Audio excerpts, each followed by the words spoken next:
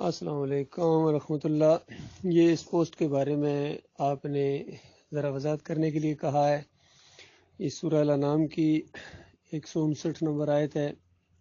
اعوذ باللہ من الشیطان الرجیم، بسم اللہ الرحمن الرحیم، ان الذین فرقوا دینہم وکانوا شیعا لست منہم فی شیء انما امرہم الی اللہ ثم ینبئہم بما کانوا یفعلون، کہ بے شک جن لوگوں نے اپنے دین کو ٹکڑے ٹکڑے کر دیا اور گروہ گروہ بن گئے، یقیناً ان سے اے نبی یعنی محمد صلی اللہ علیہ وسلم کو کہا جا رہا ہے کہ آپ کا کچھ واسطہ نہیں، ان کا معاملہ تو اللہ کے سپرد ہے، وہی ان کو بتائے گا کہ انہوں نے کیا کچھ کیا ہے۔ یہ بہت ہی ڈرا دینے والی آیت ہے۔ یہ گویا اس آیت کا دوسرا پہلو بیان ہوا ہے جو مسلمانوں کو کہا گیا کہ وَاعْتَصِمُوا بِحَبْلِ اللَّهِ جَمِيعًا وَلَا تَفَرَّقُوا، کہ مسلمانوں اللہ کی رسی کو مضبوطی کے ساتھ پکڑ لو اور ٹکڑے ٹکڑے نہ ہو جانا، گروہ گروہ نہ ہو جانا۔ کہیں فرمایا گروہ گروہ ہو کے مشرک نہ بن جانا، تو بہت زیادہ اس میں جو ہے نا وہ ڈراوا ہے۔ پھر نبی علیہ السلام نے اس انداز سے بھی ڈرایا کہ یہ بنی اسرائیل ہیں، یہ 72 گروہوں میں بٹے تھے اور یہ امت جو ہے یہ 73 میں بٹے گی۔ تو اس وقت صحابہ نے پوچھا یا رسول اللہ، ناجی گروہ یعنی نجات پانے والا، جہنم سے بچنے والا گروہ کون سا ہوگا؟ فرمایا میرا طریقہ، میرے صحابہ کا طریقہ۔ تو یہ بالکل واضح بات ہے کہ اس دور کے اندر بھی یہ دیندار سمجھے جانے والے لوگ یہود و نصارہ اور دوسرے مجوسی بھی تھے، ستارہ پرست تھے، آتش پرست تھے، تو یہ سارے لوگ اپنے آپ کو دیندار سمجھتے تھے، جماعتیں تھیں، لیکن جو کچھ ان کے پاس تھا بس اسی میں ایک دائرے کے اندر بند تھے، اس دائرے سے وہ نکلنے کے لیے تیار نہیں تھے۔ بہت کم لوگ ہیں جو اس دائرے سے نکلے ہیں، خاص کر یہود و نصارہ کے علماء میں سے تو بہت ہی کم لوگ ہیں جو دین حق کی طرف آئے ہیں۔ حتیٰ کہ مشرکین مکہ یہ بعد میں آ گئے تھے، گروہ در گروہ آ گئے تھے، لیکن یہ جو کتابی لوگ ہوتے ہیں، اہل کتاب امت ہوتی ہے، یہ چونکہ دینداری کا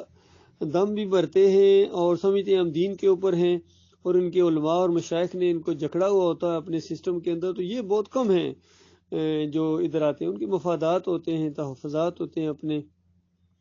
بالکل آج کی مثال لے لیں، جس طرح آج یہ امت ہے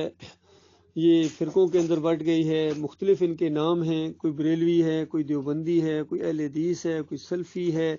کوئی شیعہ ہے، کوئی قادیانی ہے، چکڑالی، سہروردی، نقشبندی، ان کے گنے بھی نہیں جا سکتے، اتنے زیادہ فرقے ہیں، اور سب اپنے اپنے فرقوں کے اندر، دائرے کے اندر بند ہیں۔ تو یقین کریں یہ تو اللہ کی حکمت ہے کہ اللہ کے آخری رسول محمد صلی اللہ علیہ وآلہ وسلم ہے، آخری کتاب قرآن ہے۔ اب اگر کوئی اس طریقے سے نبی آنا ہوتا یا سلسلہ ہوتا تو اس نبی کو بھی یہی بات بتائی جاتی تھی کہ ان فرقوں کے ساتھ تمہارا کوئی تعلق نہیں ہے، بریلویت کے ساتھ، دیوبندیت کے ساتھ، اہل حدیثیت کے ساتھ، تم یکسو ہو کر اپنا یعنی رخ دین حنیف جو ہے انبیاء کا طریقہ، اس طرح نبی علیہ السلام اور صحابہ کو کہا گیا کہ ابراہیم علیہ السلام کا طریقہ اختیار کرو، اور کہا کہ ابراہیم علیہ السلام نوح علیہ السلام کے طریقے کے اوپر چلنے والے تھے، اور ہمیں کیا کہا گیا کہ تمہارے لیے بہترین نمونہ محمد صلی اللہ علیہ وآلہ وسلم کی زندگی اور ان کے ساتھیوں کی زندگی تمہارے لیے بہترین نمونہ ہے۔ اور اس حدیث کے اندر نبی علیہ السلام نے کیا کہا؟ میرا طریقہ، میرے صحابہ کا طریقہ، بس اس کو جو بھی مضبوطی کے ساتھ پکڑ لے گا وہ یعنی کبھی گمراہ نہیں ہوگا۔ تو یہ معاملہ ہے اللہ کے بندو۔ آج امت مسلمان جو پوری دنیا میں درگت بنی ہوئی ہے، دوسری قومیں اس کے اوپر ٹوٹ پڑی ہیں اور ان کو ہر جگہ مار پڑ رہی ہے، ذلت اور خواری اس کے ساتھ چمٹا دی گئی ہے، اپنے بھی مارتے ہیں اور بیگانے بھی مارتے ہیں، اندر والا بھی مارتا ہے اور باہر والا بھی مارتا ہے۔ ان کی کیا حالت ہوئی ہے، چاہے پاکستان ہو، انڈیا ہو، بنگلہ دیش ہو، فلسطین ہو، کشمیر ہو، ہر جگہ ان کے اوپر لاٹھیاں برسائی جا رہی ہیں، گولیاں برسائی جا رہی ہیں، ان کی ماں اور بہنوں کی عزتوں کو پامال کیا جا رہا ہے، لیکن ان کو کوئی ہوش نہیں ہے، یہ واپس دین اسلام کی طرف آنے کے لیے تیار نہیں ہے۔ ان کے علماء نے ان کو فرقوں میں بانٹ کے سب اپنے اپنے مفادات کی بولی بولتے ہیں اور اپنی اپنی علیحدہ دکانیں انہوں نے بنائی ہوئی، سب نے دین کو اجرت کا ذریعہ بنایا ہوا ہے۔ اذان دینے کے پیسے لیتے ہیں اور امامت کے پیسے لیتے ہیں، مدرسوں میں جو کچھ پڑھاتے ہیں وہ بھی اجرت کا ذریعہ بنایا ہوا ہے۔ اللہ کی وہ بات سورہ توبہ کی 34 نمبر آیت پوری طرح ان کے اوپر فٹ آ گئی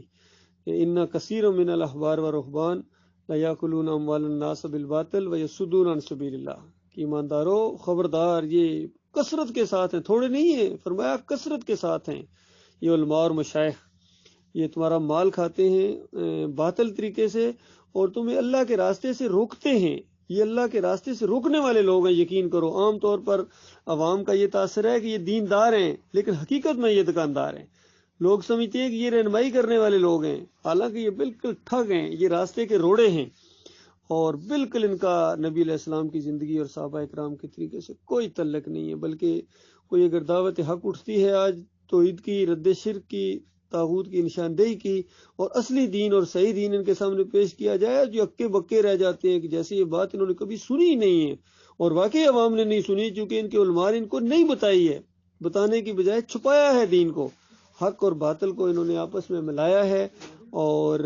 اس وجہ سے آج یہ گمراہی پھیلی ہوئی ہے۔ اگر کوئی صحیح معنوں میں اپنی آخرت بنانا چاہتا ہے، جنت حاصل کرنا چاہتا ہے، اور نبی علیہ السلام اور صحابہ کے طریقے پر چلنا چاہتا ہے، تو اس کو تو وہی طریقہ طرز عمل اختیار کرنا پڑے گا۔ بھائی ان سارے بتوں کو، مزاروں کو، واسطے وسیلے، جمہوریت کا شرک، اور جتنے بھی ہیں تعویذ گنڈا، ہر شرک سے توبہ استغفار کرو، سچے دل سے ایمان خالص کی طرف آ جاؤ میرے پیارے بھائیوں۔